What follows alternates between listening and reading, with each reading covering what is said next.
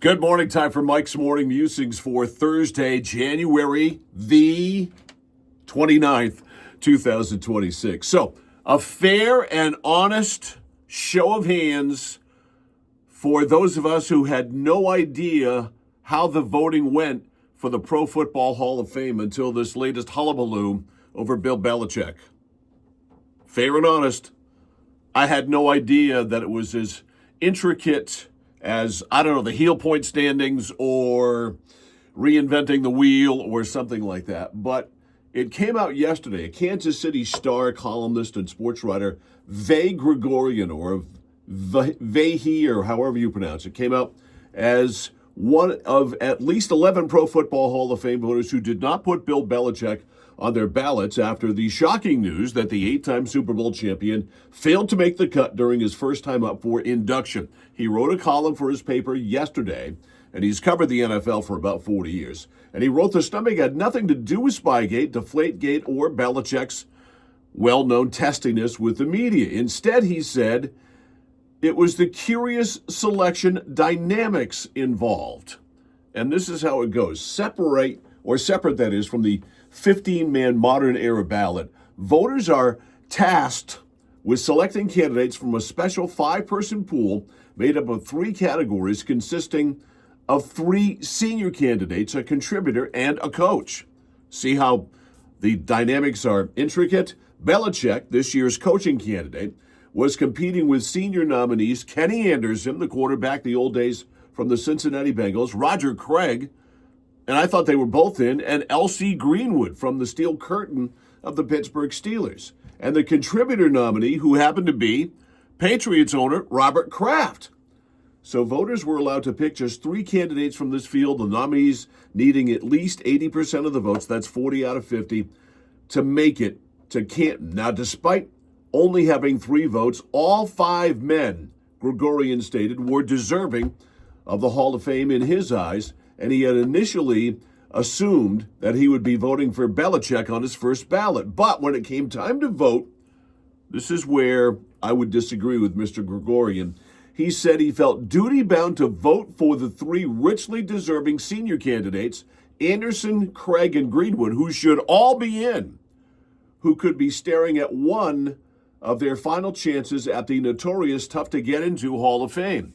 And you know, the Hall of Fame, I'm okay with it being tough to get into. But does anybody quibble with the fact that Kenny Anderson, Roger Craig, and L.C. Greenwood should have been in a long time ago? I don't care how good those guys were, and they were all Hall of Famers in my mind. Bill Belichick's on the ballot. He supersedes everybody.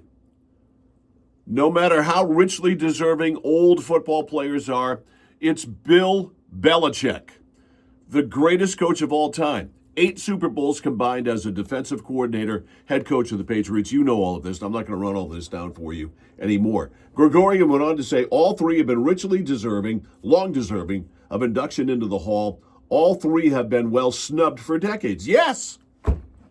That's an absolute yes. So this thing has gotten so far out of control because we have finally had some light shone, is that how you say it? Shone on the process that the Pro Football Hall of Fame uses to elect people into its hallowed halls. So they released a statement yesterday. The Pro Football Hall of Fame in Canton, Ohio, understands and respects the passionate reaction of many fans, media members, and enshrinees of the hall itself in light of published reports regarding the voting results for the class of 2026. It's that very passion that propels the game. True. The Hall also respects the members of the selection committee when they follow the selection process bylaws. It's an honor to serve as a selector. Yes, it is. Each year, the Hall reviews the selection process and the composition of the 50-person selection committee.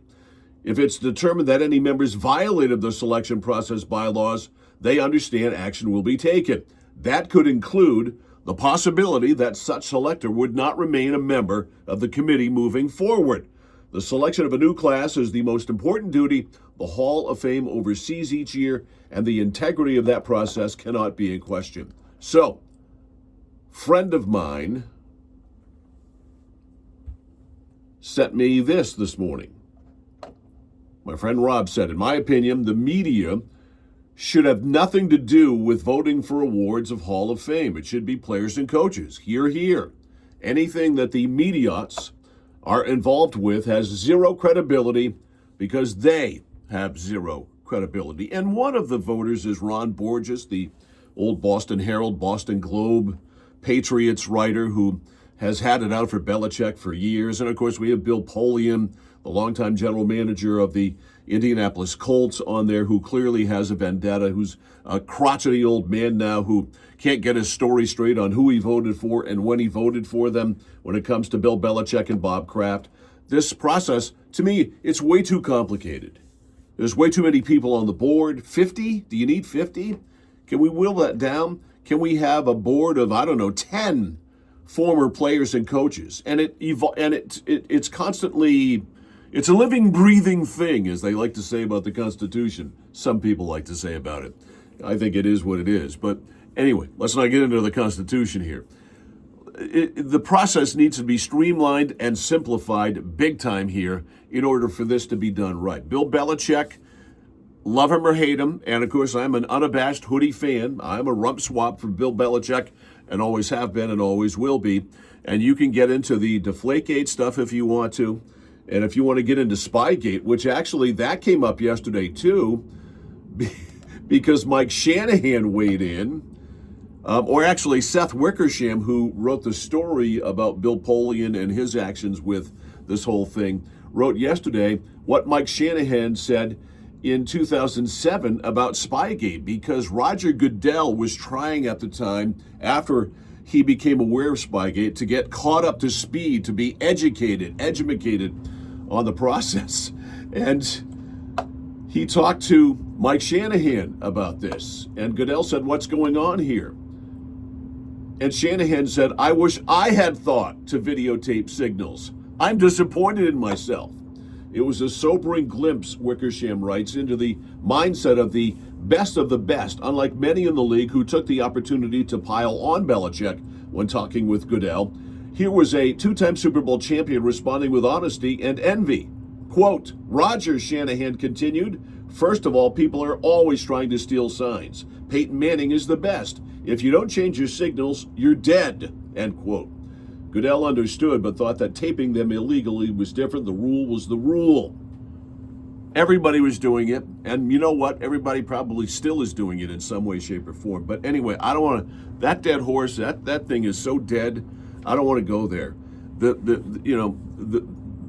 This can't be righted. Bill Belichick should be able to have on his epitaph, and certainly on his bust in the Hall of Fame, that he was elected on the first ballot. Unfortunately, that will not happen. And we are having the door open, and light is now shining on all of the cockroaches who are scattering all over the place on the whole process. And I hope that they streamline the process. And you know what? I need to streamline this Mike's Morning Musings, because I've gone on long enough. I'm done with the Bill Belichick thing. We know he's been shat upon by everybody involved here. And it's great to see, after all of the bad PR that Belichick has been getting here with Jordan and all that stuff in North Carolina, it's great to see the outpouring of love, including Thomas Edward Patrick Brady showing some love as well. His induction, or the vote on his possible induction, ought to be interesting given what we think has happened with Bill Belichick. Huh?